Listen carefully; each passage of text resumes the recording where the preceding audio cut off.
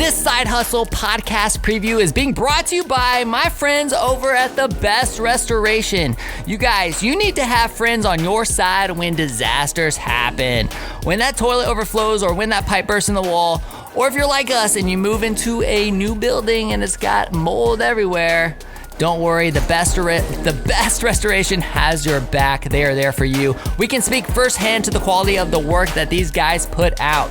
They have helped us at New Scooters for Less multiple times with their certified techs and state-of-the-art equipment. These guys are the masters of disaster. Yeah, baby. Give them a call at 352-505-3321 or visit them at thebestrestoration.com. You guys, you are in for an incredible treat Monday at 8 a.m. when episode 152 drops, because we had Hiro Leung of Dragonfly Restaurants. Hiro, thank you so much, my friend, for joining us tonight. What did you think of the experience? Oh man, it was really great. I've been to a lot of speaking gigs, and I've been asked a lot of questions. And the one question that stumped me was when you asked me, what makes you execute? You know, many business plans and dreams just end up collecting dust on the wall, and it doesn't really amount to much. But when you ask me, like, what made you, like, get up your butt and just go?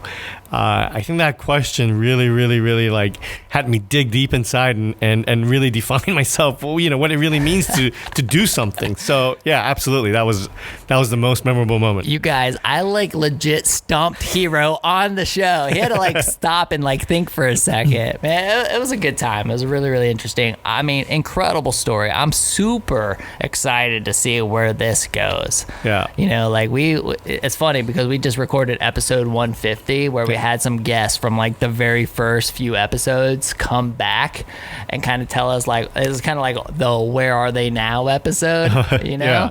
And they came back and it was like sharing their progress over 3 years. Like, I cannot wait to do that in a few years and just kind of see where this continued success and growth. You're just going to hold me accountable, huh? For everything I say. That's what I do, baby. Because I want to be a better manager. Stuff that we talked about in the episode. I'm going to hold Hiro accountable to that growth and that success. No, but it was a true joy. You guys definitely tune in Monday at 8 a.m. when this episode drops, but we want to give you a little preview of what you have to look forward to. Here's a clip to Monday's episode. Discipline. You know, and I did a little deep digging on this, and the word discipline comes from the word disciple. And if you really look at that, all right, I got to discipline my kids, but wait a minute, should I put them in timeout, or should I actually empathize and, you know, understand their feelings?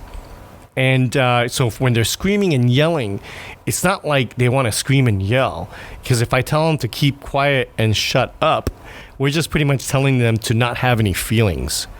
And so I felt like there was a moment when my kids were screaming and yelling one day, and I just, like, had it, and I was like, oh man, they can't understand what I'm saying. So it's when it really hit me, and I said, wait a minute, Hiro, he's actually asking for help. He's asking Daddy to teach him how to cope with this. And when that happened, I felt like it was an epiphany for myself and my employees and my team. You know, when they're having a moment of issue or challenges, we tell them not to bring it in the door, but the best moment is really that, to really teach them why it's important to be on time, why it's important to show up, you know, why it's so important to really, like, not give up when the grind gets tough. Because that's truly the difference, that it's so thin, right? Between people who make it and people who don't. And it's like, if we can coach our employees, my 7 or my 8, the difference between that success and failure, and then, you know, my kids are teaching me that, I feel like it's we would trickle down and have a greater organization. So anyways, tough love, right? Yeah. And explaining to them why that's important. Dude, that is so good. Yeah. That is so good. So, I mean, on that note, kind of talking about family now. Yeah. Like, how has family shifted your vision? Or has it? Because like for me, it's super interesting. Yeah. Like I like look over my 17 years, and I was definitely this entrepreneur who was like grow.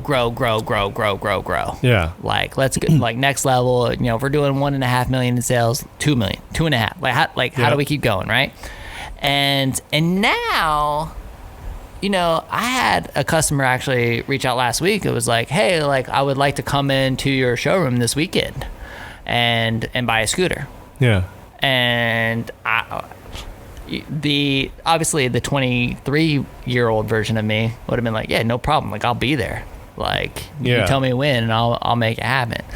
Now the 38 version, well, actually by the time this episode airs, I'll be 39. The 39-year-old version of me is very much like, no, my weekends are for my family. I'm doing travel soccer, like not sacrificing it whatsoever. I don't even care if it's for a scooter sale or not. Like I'm not gonna like make that sacrifice. You know what I mean? So so now I'm actually in a place where I'm kind of like, all right, like I'm gonna focus more on like streamlining, efficiency, making the business as profitable as possible at even if it means it's at a 1.5 million mark versus a 2.5 million mark. You know what I mean? Oh yeah. Like focusing on that.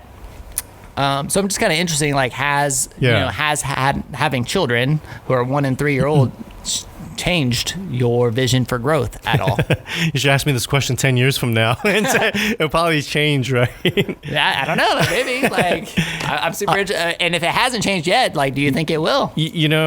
Collin, I've always joked around and I said, hey, look, I think I'm a better father today because of my restaurant kids. They've really taught me a lot about life, but there's nothing that's more real and different than holding a live, kicking, screaming, pooping being, right? And you're like, holy, so true. It's real life. Oh man, how is my life going to change? And I feel like it's different for everybody. And as long as I feel like I look at my life in increments of 5 or 10 anyway. And so, I tell myself when, during this 5 years, this is how I want to live my life. And I'm really purposeful. I try not to let life happen to me. And so I have a plan on where I want to be, whether if it's family, but I feel like you can't do it all. You have to make sacrifices. It's either going to be sacrificed at work or it's going to be sacrificed at home. And a great mentor of mine has said that to me before, Hiro. If you want to be the world's best, you need to know that you have to make huge sacrifices. But if you don't care about that and you're okay with a certain level of success or achievement, then you can allow a little bit of room for other things. And so, but most importantly, you have to know what you want. And he's like, here, let me ask you, go to Subway. Do you know how you want your sandwiches? And I'm like, yeah, I want it on wheat bread. I want roast beef. I want lettuce, vinegar, salt and vinegar, hold the olives, and toast the cheese, and blah, blah, blah. I can clearly state it. Then he asked me the next question. What do you want to be in the next 5 years with your family? And I couldn't answer it. Interesting. And I was like, all right, if I can order a sandwich, but I can't really, I've had a lot of digging to do. And so that was a moment where I said to myself, all right, I need to really be clear. I'm so clear on where I want my path to be. For me right now, as a new father, I'm still trying to figure out, how much time I can give to my family, because I have a set of responsibility at work that I don't want to let down. And so that burden is pretty heavy. But I feel like within the resources and time, I've got a lovely wife that just gives me that opportunity. And she knows that I'm trying to get to a certain place. She's also a working mother. So she also is trying to do certain things outside of family. So because it's like mutual. I know your name is Hiro, but she's the real hero in the family, right? That's true. That's absolutely true. Dude, You probably would rather have her here. Podcast fam, Be sure to check out that complete episode with Hiro from Dragonfly Restaurants on Monday at 8 a.m. when it drops. It was incredible. We got into a variety of topics, something that all my entrepreneurs and leaders out there are going to be able to really relate to. Again, that's Monday at 8 a.m. If you want to get notified when the episode drops, text WHOA-GNV to 484848. And please do me a huge favor. This podcast is growing and just continuing to excel because of you. So continue to share it with somebody and, send them over to Hiro's Restaurant this weekend. Go grab that sushi and enjoy your weekend with the loved one. Thank you so much for everything you guys do. We appreciate you. We'll see you later. Enjoy the episode next week.